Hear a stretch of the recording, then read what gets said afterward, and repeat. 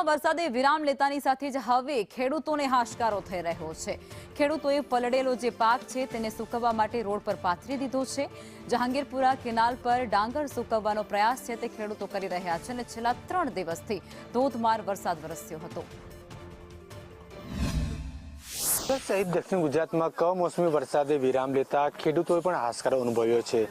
વરસાદમાં જે રીતે કમોસમી વરસાદ વરસ્યો ત્યારે ખેડૂતોને રડવાનો વારો આવ્યો હતો। તેમનો સુકાવવામાં આવેલો પાક તે ભીનો થઈ ગયો હતો, પરંતુ હવે વરસાદે વિરામ લીધો છે અને સુરત દાદા પણ બહાર નીકળ્યા આવ્યા છે। ત્યારે હવે ખેડૂતો પોતાના ભીનેલા પાકને બચાવવા માટે અહીં રોડ ઉપર સૂકવી રહ્યા છે। તમે સીધા દ્રશ્યો જોઈ શકો છો કે તેમને પાવરો મારીને અલગ કરવામાં આવી રહ્યા છે, પરંતુ મહત્વની વાત છે કે હવે આ જે પડેલો ભાગ છે તેમાં અંકુર પણ ફૂટી ગયા। તમે સીધા દ્રશ્યો જોઈ શકો, હવે આ અંકુર જે છે તે અંકુર ફૂટી ગયા છે, જેથી હવે ખેડૂતોને એક અસમંજસ પણ એમ પણ છે કે ખેડૂત મંડળી જે છે સહકારી મંડળી તે ભાત લેશે કે નહીં તે પણ મહત્વની વાત છે। કારણ કે હવે લેશે તો પછી 2 નંબરમાં જશે તેવું, પરંતુ હવે સીધા ખેડૂત પાસે જઈશું।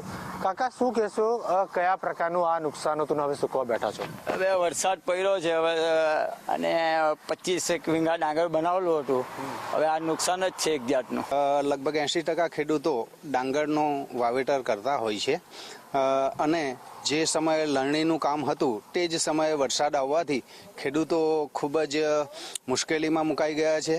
લગભગ 30 થી 40% ખેડૂતોએ જીનમાં ડાંગરનું સપ્લાય કરી દીધું હતું, પણ હજુ લગભગ 50-60% ખેડૂતો એવા છે કે જેઓ ડાંગર લણીને હજુ જીનમાં જવાની તૈયારી જ કરતા હતા અને આ કમોસમી વરસાદે એમની જે આશા છે એ આશા ઉપર પાણી ફેરવી દીધું છે। બિલકુલથી ખેડૂત ભાઈએ જે કહ્યું કે જે પ્રકારે પાક ભીનો થઈ ગયો તો એમાં ભેજ લાગી ગયા છે, અંકુર તો ફૂટી ગયા છે, પરંતુ પ્રયાસ કરવામાં આવી રહ્યો છે કે જેટલું સુખાય તેટલું, જેથી જે સહકારી મંડળી મિલવાલા હોય તે આ માલ ખરીદી શકે, જેથી તેમનું વળતર મળી શકે। તે ઉપરાંત જેટલું નુકસાન થયું છે તેનું પણ વળતર આપવામાં આવે, કારણ કે સુરત જે છે તે સુરત શહેરના છેક નાકે આવેલું જહાંગીરપુરા વિસ્તારનો આ જે ભાગ છે ત્યાં કેટલીક જે વિસ્તારો જે છે ત્યાં ખેતી કરવામાં આવે છે, તેનો જે છે ભાગ તે ભાગ પેલાયો હતો। હવે સુકવવાનો પ્રયાસ ખેડૂતો દ્વારા કરવામાં આવી રહ્યો છે। કેમેરામેન અજીત પટેલ સાથે જયેન્દ્ર પાંડે, સંદેશ ન્યૂઝ, સુરત।